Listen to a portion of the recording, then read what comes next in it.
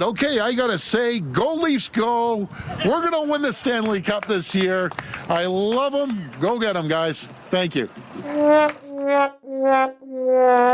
original from Story Studio Network.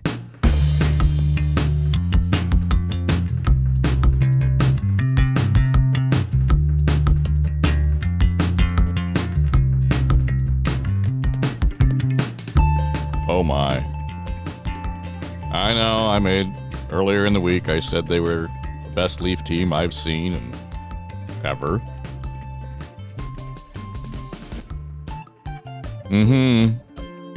I'm not easily embarrassed. That's a burden that my wife bears. But I'm embarrassed to say I was a Leaf fan last night. Oh my God. That was just brutal. And this goes way beyond the perennial, well, maybe next year, kind of dashing hopes of Leaf fans. That was a team, as my late great friend and former program director, John Sprague, would have described the Leafs last night as flatter than piss on a plate. They were just brutal. And you could see it in the first, 60 seconds. Everybody coughing the puck up. I don't know if you're not a Leaf fan, apologies, but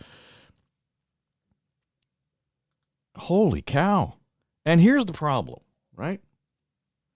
This is a Leaf team that is just loaded for bear. This is a team that, can win the Stanley Cup, right?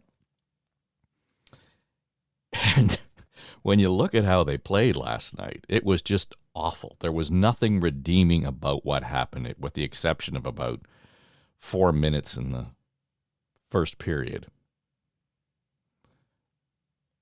4 minutes in the second period. They got shut out in the first period, 3-0. And they bring it back to 3-2, and then all hell breaks loose. You end up with a 7-3 game. And everybody's pointing to, somebody coughed up the puck, somebody took a stupid penalty, the match penalty to Bunting for the elbow to the head to the Tampa Bay Lightning defender. Knocked him out of the game. So, and it's worthy of suspension for sure. And then the know-it-alls on the sports conversations will be saying, well, what's the decision going to be about who the goaltender is going to be? This is a complete failure of coaching.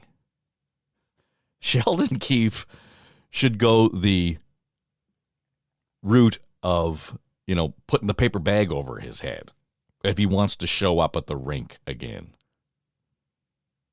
Right? Just the idea that he has known his team was going to face Tampa officially since, the end of January? Something like that? That's months of preparation, getting ready for that first game. And they just weren't ready. They were not at all. And it's all in their head. His job was to make sure that they were prepared to get out there and play. Past coaches for the Leafs used to criticize them because, you got to start on time. You got to start on time. Yeah, and that's your job to make sure that they start on time. You can run as many drills as you want at this time of year. That doesn't make the team better. If you're not there already, you're hooped. This is a skilled team that can score goals, that can keep the puck out of the net, their own net, that is. And they can beat the best teams in the league. They can beat Boston. They can beat Tampa. So it's not about, honing their skills at this time of the year. It's about being prepared. And that is a psychological, mental issue. It's the coach's job, the coaching staff's job, to make sure that these thoroughbreds are ready to run. And so it was a complete failure. They weren't even in the game.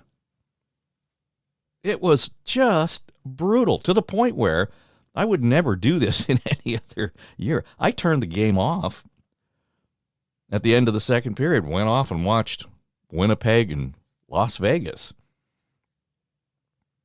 Yeah. And Winnipeg, boy, they were ready. Right? So it's just one of those things where everybody will be pointing at all the players on the ice, and the best players have to play their best and have to excel and have to be better than they are. And Matthews has to pick this team up and, carry it and all that. Sure. Yep. But the whole team was not in a headspace to do any of that. That is a coaching problem. How would it be if today Kyle Dubas said, I'm firing Sheldon Keefe? Would that better prepare the team? Can you bench the coach? Oh, my God. All right, yesterday we had promised that we were going to talk to Tony Chapman, and because I wanted to get his take on a whole bunch of things, not the least of which is this online betting. And so we waited and we tried to wiggle around his schedule. He got hung up in airports yesterday. So for those of you who were waiting for a show to drop yesterday, it didn't happen. And so for whatever reason, things got out of hand in terms of his travel schedule, couldn't arrange it. Then my calendar fills up, and so here we are. I know. You can do a day without me on Now and Next, but we're glad that you're here. So thanks for this. It is Now and Next. I'm Dave Trafford. I know it was a cold open, so to speak. And this is Story Studio Network. By the way, tomorrow is our SS anniversary. SS anniversary. That's kind of fun, eh? Yeah, 2 years ago. Tomorrow, this little, small but mighty team was launched. Actually, there was only two of us in the back of a napkin, basically.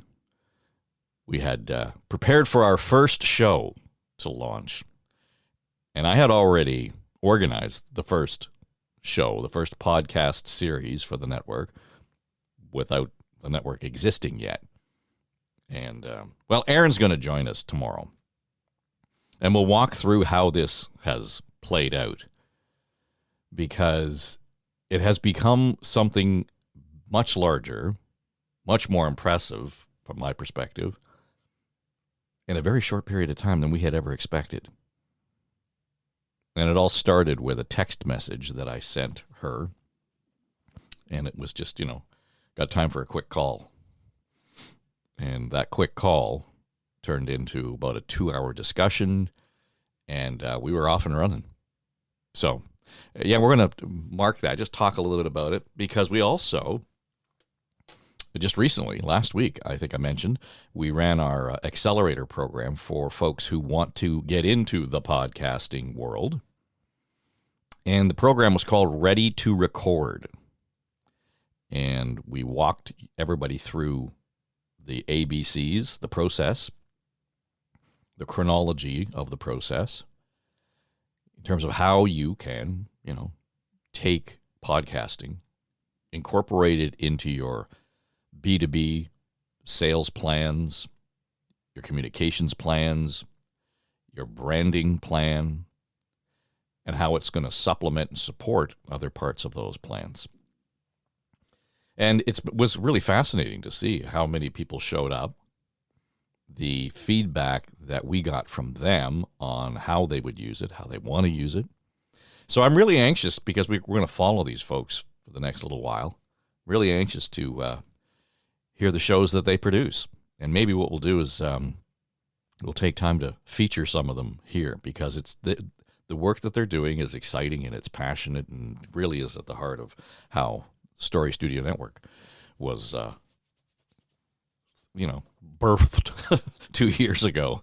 So anyway, we'll drop some of that in once we get some finished product and talk to the folks who were the creators, because it was kind of fun. So, and if it's something that you are interested in, we're going to do it again. So keep an eye on our social media. At Dave Trafford finds me on Twitter, Facebook, Instagram, and on LinkedIn. So we post a fair amount there. Erin's very active on LinkedIn as well. So if you haven't followed her yet and you are interested in what it is we do here at the network, or just generally about the podcast industry, she's the one to follow. I mean, happy to have you follow me too. But she is the one who spearheads these kind of initiatives and the programs, and so she's got the strategy brain behind all of it. So we're having a great time doing all of this, but it's keeping us busy. So we're going to be able to announce the launch of a new show next week, and it's all to celebrate Earth Day, which is coming up on the weekend, and some of the opportunities in the economy that we should really be paying attention to as far as the climate economy is concerned. And yes, there is such a thing. So lots to talk about, new shows to come. We're excited about them. And, again, if it's something that you're interested in, you can find us at storystudionetwork.com. Okay, so yesterday one of the big announcements was something we had fully expected, and that was, of course, that the province is going to move ahead with the redevelopment of Ontario Place, long overdue. And the plan includes moving the Ontario Science Centre, which right now is pretty much in the geographic center of the GTA. It wasn't that case when it was built back in the late 60s and opened in 1971. But now it is. Don Mills, right at the corner of Don Mills Road and Eglinton, pretty much, when you look at it, at the map, there's the center. But it's an old and tired building, and the infrastructure is old and, getting more tired, as the case may be. So to move it is probably less expensive and more effective than trying to upgrade what's there. There's no question about that. And it's a fascinating, museum, and it's interactive, and it always was. It was so far ahead of it, the game in terms of, attracting kids to programs around science and technology and math and engineering, and they didn't even have to be interested in it. It was just cool hands-on stuff. I'll still remember there was an exhibit where it could take a picture of your shadow. So you'd stand there, and it would flash the shadow, and you'd walk away, and your shadow would still be stuck on the wall. Like, I don't know how that happened. I don't know why it happened. It was just cool. You'd stand at one end of the Great Hall, and there was what looked like a huge satellite dish at that end, and a huge satellite dish at the other end, and it was, hundreds of feet away. And it's a noisy, big room, right? And if you talked into the center of that cone, and there was somebody at the other end facing that cone, so they faced each other at each end of the room, it sounded like just you and I talking right now. I could hear you as clearly. I didn't have to shout. It was how it was capturing the sound waves. And then there was always somebody there to explain it if you had questions or not. You just went and had fun, right? I always loved it when the guys did the liquid nitrogen, exhibit, and they'd show you how cold this stuff is. And the guy would stick his tie in it, and of course it just got all hard, and he broke his tie off because it was frozen, right? So he clearly had a supply of ties, but it was just the coolest thing to watch that kind of stuff happen. And then of course, there was the whole thing where you put your hand on the chrome ball and they run electricity through you, and if you had hair, you would shake your head and your hair would all stand up, look like a dandelion. So there are lots of things that are attached to that. And they did, exhibits on the moon landings, on all of that kind of technology that was so far out there you could put your hands on. So it's an important part of the cultural learning that we do. It's an important museum, for sure. But as I said, it's just fun. So to revitalize that is a great idea. To move it down to the waterfront, I think, is even a better idea. Because, that neighborhood is a bit of a lost spot. And to hear Josh Matlow who's running to be mayor of Toronto, say it's going to have an incredible negative impact on the surrounding community. Not sure. I don't know how many people from Thorncliffe Park or Flemington Park end up moseying over to the Science Center with the kids when you consider it's not inexpensive to go. I think I did the math on a family of 4 is about $120. That's if you want to take in one of the Cinesphere movies. So, that's a commitment. $120 for a few hours at the museum. Yep, that's expensive. But that's the state of the situation. To say that somehow it's going to take away sort of the economic momentum from the neighborhood, you got to just drive through that intersection. There's nothing there. The closest that you would get to, say, go and have a bite to eat, you might walk to the Superstore lunch counter on the northeast corner of Eglinton and Don Mills. But it's not a walkable neighborhood. It's not like that at all. To put it down on the waterfront, to make the waterfront the hub of this kind of learning makes imminent sense. That's great. And can they put housing on it? Yeah, they can, and they will. The other side of the question, though, still remains around how are we dealing with Ontario Place itself, the redevelopment of it. So the Therme Spa Company is the one of 2 private sector interests that are going to be in there. Already have Live Nation. And it will cost, we're told, $40 to go and avail yourselves of the spa or the water park that's going to be in the spa itself.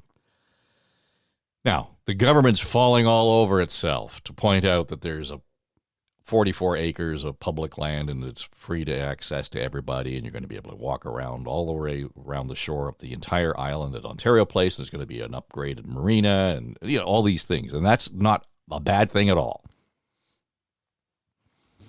But there's no question so far, there's a lot of question, I should say, around the terms of the agreement with Therme Spa in terms of what kind of deal are they getting here? Is it a long-term lease? There's concern that there's perpetual ownership. Really? Either way, there's no transparency around what that deal looks like. We have no idea what that contract looks like. And then, of course, there is the difficult issue of investing estimates of up to $650 million to support the Therme facility. That includes a parking garage on the island. Yeah. So, again, it's more than $500 million going towards that. And I made the point before. If the folks who own the Blue Jays decided that they wanted to pull up stakes and put their stadium on public land, let's say Downsview Park, that's federal, but you get the point, and went to the province and said, how about you subsidize us to the tune of $650 million? They'd be out of their mind. I mean, the government would be just screaming and yelling, we can't be subsidizing this, and the critics would be all over it. Rightly so. They shouldn't be spending that kind of dough to support private sector that's going to make a profit for you entering their facility on public property without us getting something back from it. So there's a lot of issue around all of this in terms of, just how vague it is and the challenges that they have. So there was a scrum yesterday down at Ontario Place, and the Premier was there, and the Infrastructure Minister was there, and all of the reporters were there. So I just want to give you a flavor of what it sounded like and how the government is positioning this, because all of the reporting that's been done on it so far has been very angular, shall I say, in terms of some of the quotes that have been pulled. This is what the tone of the scrum was like yesterday at Ontario Place. We're in desperate need of housing. It's going to be right at the beginning or the end of Ontario line, whatever way you want to look at it. And we're going to focus on the transit-oriented communities. We're going to build density around that area, make sure we have nonprofit, attainable, and affordable, and regular homes. But the numbers were up on the condos. I don't know if you heard. Sales were going up. I think it was 25%. And so we're going in the right direction. Just supply and demand. And we're going to need more supply, and that's going to be a major site for us. There won't be any Science Center in Don Mills. Will all of the stuff that's at the Science Center now in Don Mills be down here at this site across from, across from Exhibition Place? I believe it will, but I'm going to hand it over to Minister Lumsden and maybe over to John Carmichael. But what I understand, we're going to bring all the exhibits over here. But there's new exhibits, too. There's great things happening every single day when it comes to science, and it's just going to be spectacular. World-class science center. So, Minister Lumsden, why don't you take over from here? Thanks, Premier. To suggest that it would look exactly the same would be incorrect. That building where it stands right now is 52 years old and getting older by the day.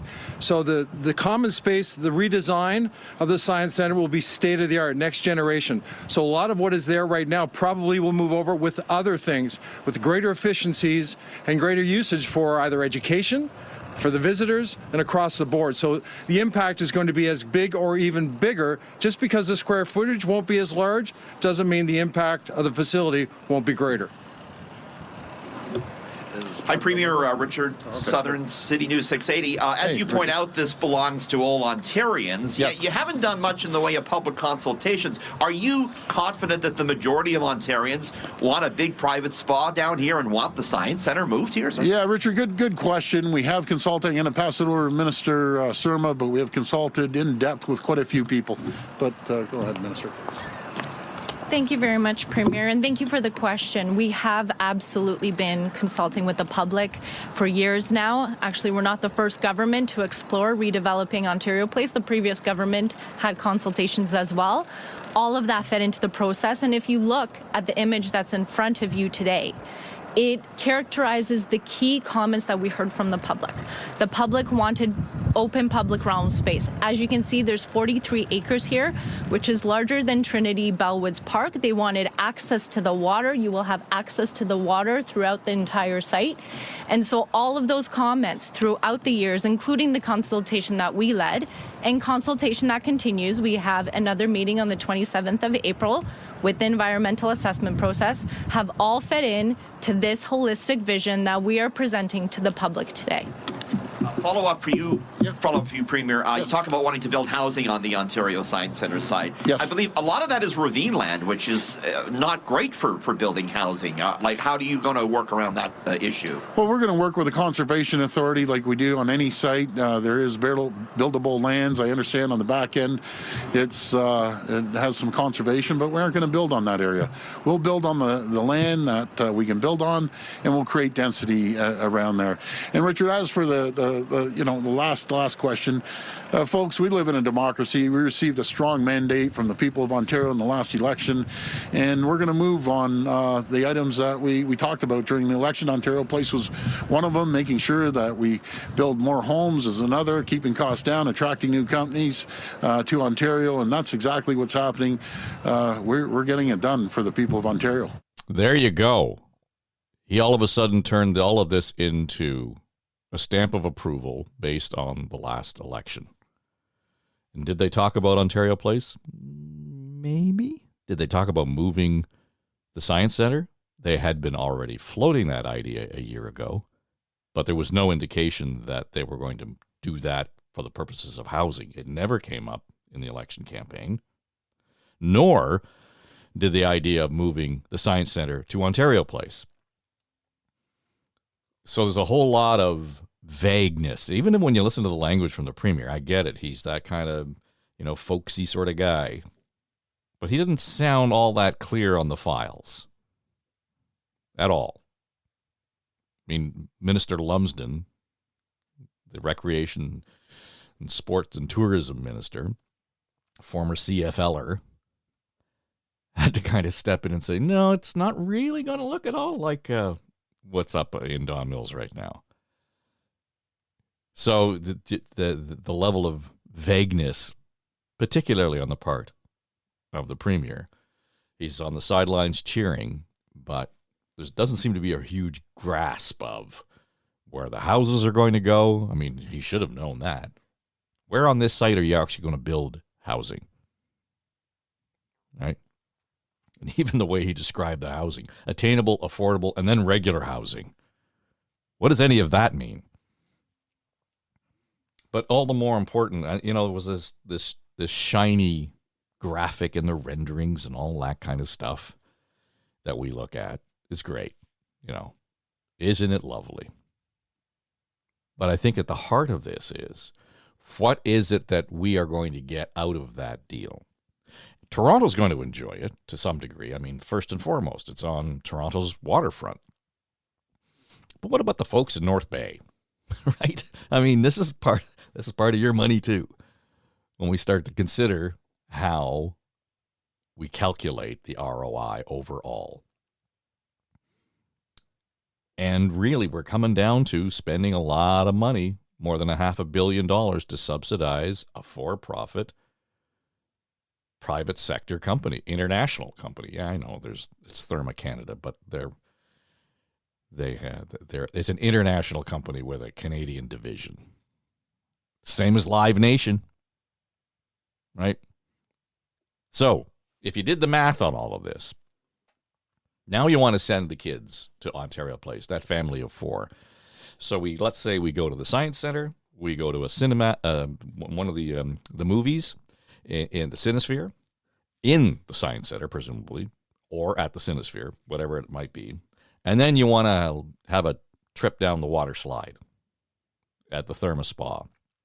Family of 4, it's about $300. So for the Minister of Infrastructure and the Premier to say this is for everybody, it's just not. And that $300, you know, part of it's going to pay for the Science Center, but the majority of it's going into the pockets of the Therme Spa. And again, we don't know what we're getting back from them. We don't know what the deal looks like. What's the contract look like? I think those are questions that, you know, are legitimate. And for the Premier to say, well, you know, it was an election campaign and we got a strong mandate. He didn't even talk to the media during the campaign. You will recall.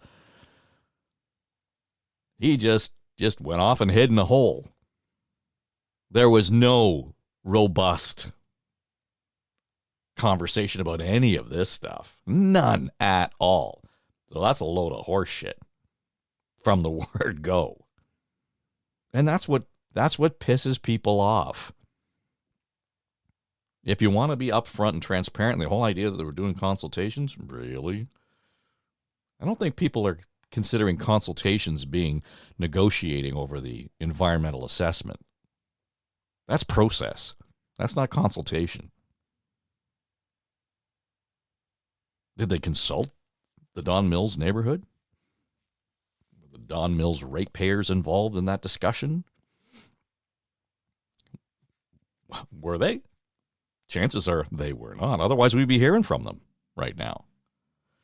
So, lots to talk about. I expect some of this conversation may well bleed into our roundtable on Friday morning. It's our weekly offering of the Ontario Politics Podcast, On the Ledge.